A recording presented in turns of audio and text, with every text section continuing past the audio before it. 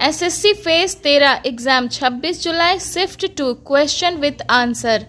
सो यहाँ पे सबसे पहला क्वेश्चन है, विंग्स ऑफ फायर पुस्तक के लेखक कौन है? तो इसके लेखक है डॉक्टर APJ अब्दुल कलाम और ये पुस्तक 1919 में प्रकाशित हुई। इसके अलावा अब्दुल कलाम जी के और भी अन्य पुस्तक है, जैसे इंडिया 2020, इग्नाइटेड माइंड्स और मिशन इंडिया।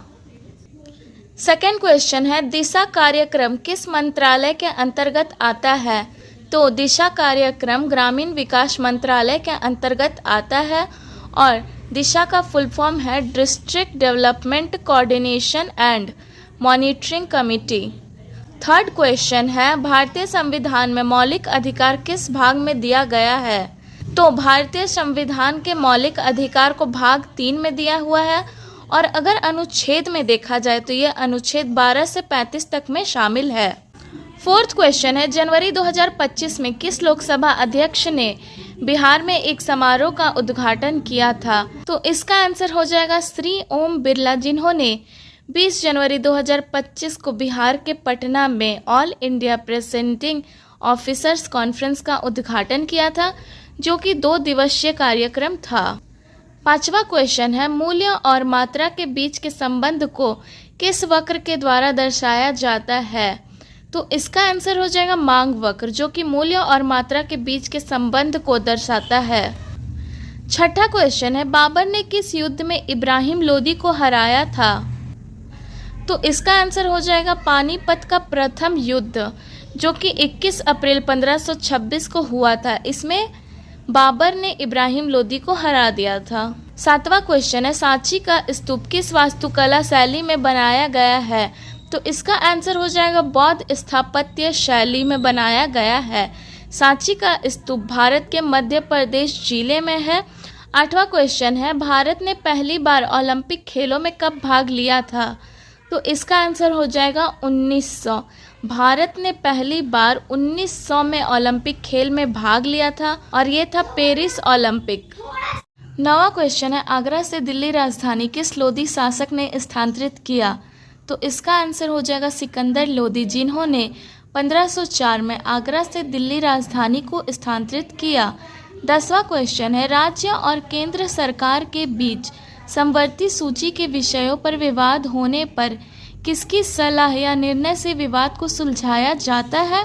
तो इसका आंसर हो जाएगा न्यायपालिका। न्यायपालिका की सलाह से राज्य और केंद्र सरकार के बीच किसी भी विवाद को सुलझाया जाता है। 11वां क्वेश्चन है, बिम्स्टेक का मुख्य उद्देश्य क्या है?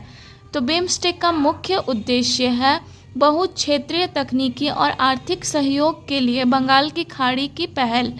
ये एक क्षेत्रीय संगठन है जिसकी स्थापना 1997 में की गई थी। 12वां क्वेश्चन है, सेंट्रल बैंक कर्ज मुद्रीकरण करने के लिए क्या करता है?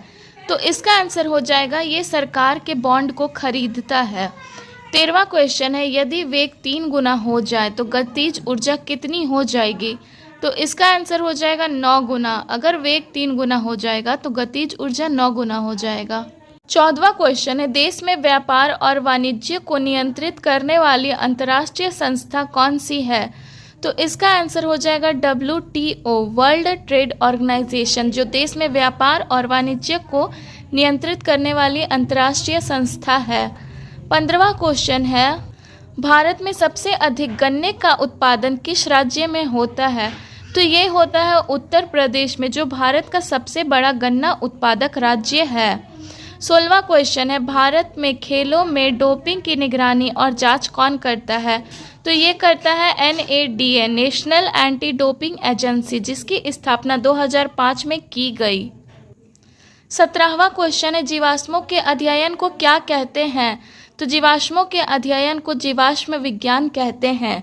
18वां क्वेश्चन है, लाइसोसोम का प्रमुख कार्य क्या है? तो लाइसोसोम का प्रमुख कार्य है कोशिका के अपशिष्ट पदार्थों को निपटान करना।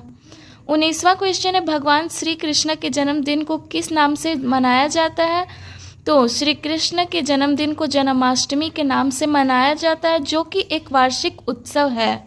20वां क्वेश्चन है वन वर्ड सब्स्टिट्यूशन, जिसमें इस सेंटेंस के लिए एक वर्ड देना है। फियर ऑफ पब्लिक स्पीकिंग, इसका मीनिंग होता है मंच पर बोलने से भय लगना या फिर सार्वजनिक जगहों पे बोलने से डर लगना। तो इसका वन वर्ड हो जाएगा ग्लासोफोबिया। 21वां क्वेश्चन है the correct spelling of affidavit. तो एफिडेविट का करेक्ट स्पेलिंग होता है AFFIDAVIT, एफिडेविट। Last question.